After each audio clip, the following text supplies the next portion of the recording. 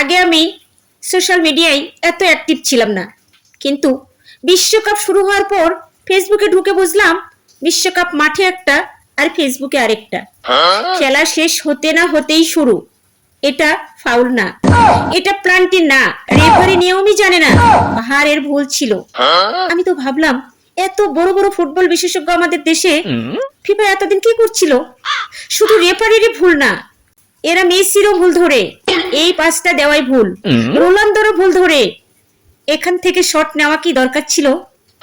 মানে যাদের দেখে পৃথিবী ফুটবল শেখে, তারাও আমাদের ফেসবুক এক্সপার্টদের কাছে এখন ইন্টারনেট স্টুডেন্ট। আর এরা কারা জানেন? এরা হলো আমাদের গ্রামের নন্টু, বন্টু, রহিম, মফিজ, জব্বার ভাই। ট্রেনে উঠুন পাবেন, বাসে উঠুন পাবেন, অফিসে যান, চায়ের দোকানে যান, বাজারে, মাঠে ঘাটে, ট্রেনে, বাসে, অলিতে গলিতে, যেখানেই যাবেন এই ট্যালেন্টদের দেখতে পাবেন। শুধু একটা জায়গায় পাবেন না, ফিফার অফিসে।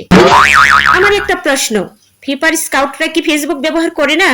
এত অসাধারণ উদীয়মান বিরল প্রজাতির অলরাউন্ডার ট্যালেন্ট গ্রামে গঞ্জে, অলিতে গলিতে, মাঠে ঘাটে, বাজারে, বাসে, ট্রেনে ঘুরে বেড়াচ্ছে, আর ফিফা কিনা সাধারণ রেফারির আর কোর্স দিয়ে বিশ্বকাপ চালাচ্ছে।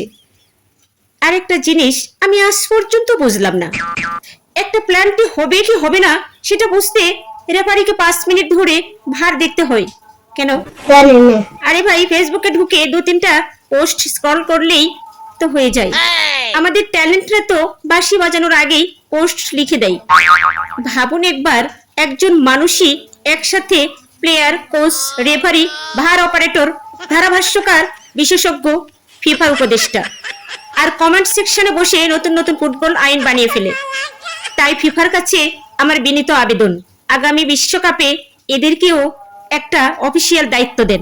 মাঠে নামানোর দরকার নেই, স্টেডিয়ামের এক কোনায় একটা প্লাস্টিকের চেয়ার, ফ্রি ওয়াইফাই, 1 কাপ চা আর একটা ফেসবুক আইডি দিলেই হবে।